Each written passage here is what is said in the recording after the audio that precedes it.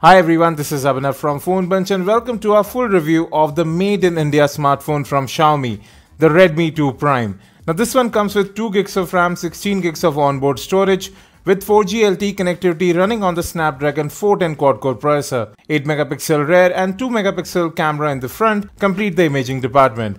We'll talk about the rest of the specs later on. Let's come to the build. On the right you have the power lock-in and lock button as well as the volume rocker made out of plastic, but they do provide good feedback. At the top, you have the 3.5mm audio jack. Moving to the left, there is again nothing. It's absolutely barren. At the bottom, you have the primary microphone and the micro USB data syncing and charging port.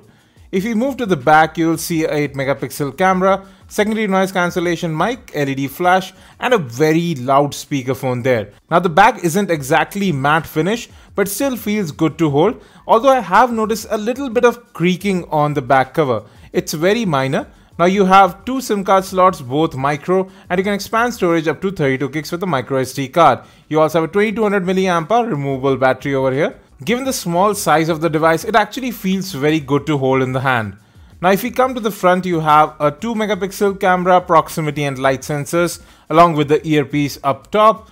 At the bottom of the 4.7-inch HD display, you have capacitive buttons which again don't light up. You do have a notification LED below the home button as you see there, and glows in different colors. Now let's talk about the display. So you have a 4.7-inch HD IPS display. It has actually very good viewing angles. The color reproduction is also good. It is slightly towards a warmer tone, but you can go ahead and customize that. The viewing angles are very wide, no distortion, brightness or colors. And as I said, you can go ahead and customize the color profile of the display as well as color saturation levels up to your own liking. We didn't have any major issues with network or call quality. Network retention was actually very good on the device for both cellular as well as Wi-Fi networks. You have automatic call recording built in as well, and you can add selected numbers too. And you can see that we are on a 4G network. Both SIM cards support that. Bluetooth, USB as well as Wi-Fi tethering also work fine on the device, as did GPS. Navigation was quite fine with the device. Now coming to this camera, it is actually very fast. The shutter speed is very good over here. Focusing can be a bit laggy, especially if you are trying to focus on small objects. You have some effects built in as well. You can control exposure manually too. You can see right there various scene modes are available. You have a manual mode to control ISO, white balance. You do have an HDR mode available as well. Overall, the camera does perform quite well in outdoor conditions. The front-facing camera is pretty decent as well. You have to factor in that this phone costs about Rs 7,000 only. So good camera performance in everyday usage. You can see this indoor sample as well. Colors do look slightly punchier, but apart from that, overall good color production. Now here are some of the image samples that we had captured. You can see lots of detail over here and the color reproduction is almost spot on. Great looking colors again, very bright and quite a lot of detail too, as you see in this 100% crop image. Even macro shots do turn out well, but you have to have very steady hands. Tap to focus also works here, as you can see that. Now HDR mode works wonders on this device. You can see the difference on these images. Even here, the color reproduction is far superior in the HDR image. Now you can take some cool shots with the camera if you just give it a little bit of time. Indoor shots also turn out well. But yes, a little bit of noise is introduced if you are in a dark environment and the light is getting really low, as you see here. So yes, the colors don't look good. They are faded. They almost merge into each other. But bright shots in outdoor conditions, whether they are distant shots or close-up shots, they do turn out quite well. So in outdoor conditions, the camera works great colors, but indoors or with artificial light, it's just about okay. Now here are some of the video samples at 1080p. You do have continuous autofocus available over here, but then again, it doesn't work on very close proximity. But overall, videos do tend to have good color reproduction. And the frame rates are very decent as well. You get consistent 30 frames per second here. Exposure control also works out well. Have a listen to the audio now. Hey everyone, this is Abhinav from PhoneBunch and today we are taking a look at the camera of the Xiaomi Redmi. So overall the cameras do perform well here.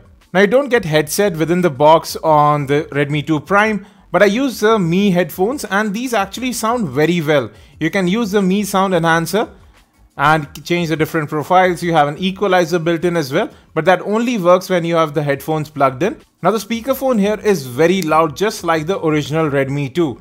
It sounds good. There is a hint of bass in it as well. FM radio is also supported over here, and you can record FM in stereo quality. It finds channels quickly as well. Now we are playing a 1080p video here, but you can see that black bar, the notification bar up top, it always remains on if you are playing videos with the default media player. But if you switch to any other like ES media player or MX player, you can see that the black bar does disappear. Now we are playing a video over YouTube. Let's play the Zenfone 2 laser gaming review. Now we are playing this in 720p, that's the maximum supported. And again, streaming video playback is quite flawless, as is local video playback on the device. No stutter, no lag whatsoever. Now let's come to software. So the Redmi 2 Prime is still running on outdated Android 4.4.4 KitKat. You have MIUI 6 running on top. You can update to MIUI 7 on the device, it's in beta right now. But then again, you will still be running on Android KitKat. The UI is pretty much same. You can go ahead and add widgets to different home screens. You have some effects built in as well, where you can change the animations between different home screens, and all your apps are present here as well. There is no separate app drawer. Now if you swipe from the top, you have your quick toggles right there, quite a lot of them, and you can control your music playback from here as well. Now let's jump into settings and let's get into about, and you can see Android 4.4.4 KitKat, but at least with MIUI 6 on top. And we don't know whether or when this phone will be upgraded to Lollipop. Now this one comes with 16 gigs of onboard storage, out of which you have about 12 gigs available. App and app data not movable to the external SD card, but at least USB OTG is supported over here. Now that's plenty of storage space to install your apps and games. Now we are playing a video right from the USB disk here. And you can see that we have around 800 odd MB of RAM free, even though we have so many apps running in the background. So RAM management is actually pretty decent. Now I don't have any gestures available on the device like double tap to wake, but you can use the volume rocker to do so. And then you have several themes that you can go ahead and download to completely customize the look of the device, including wallpapers, icon packs, as well as fonts. Now even though this phone is not running on Android Lollipop, you do have a do not disturb mode where you can customize the time it starts automatically, and it has an exceptions list as well. If we talk about web browsing and general UI performance, it's actually pretty good. I didn't notice any major lag throughout my usage of the device. Web browsing is smooth, as is pinch to zoom here. Apps open up quickly. Animations also look slick, but the RAM management is actually still a bit more aggressive. If I just go back to Chrome after launching all of these apps, you will see that it actually reloads. But that's quite alright. There are a lot of apps running in the background, and that doesn't happen with any of the social media applications. They keep running in the background. Overall performance is very smooth on the device. The general UI performance is also very good, as does gaming. Now we already have a separate gaming review. I'll have a card for that up top. And you can see gameplay is very smooth on the device. The speakerphone definitely helps in that aspect. It is loud, it is clear, and the display too is very sharp. Overall gameplay performance was very smooth, and this phone doesn't heat up. A great bonus while playing games. Now if we talk about battery life, there are some optimizations made. You can hide the system animations, which again improves battery performance. You can use the balance mode to help that as well. And I got about 2 to 2.5 hours of screen on time, which is pretty decent for a smartphone in this price segment.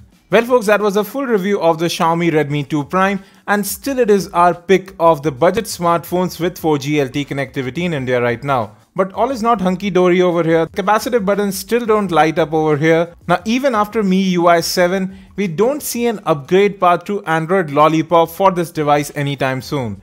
But apart from that, the device has a great display, good cameras, and overall very good performance in all aspects.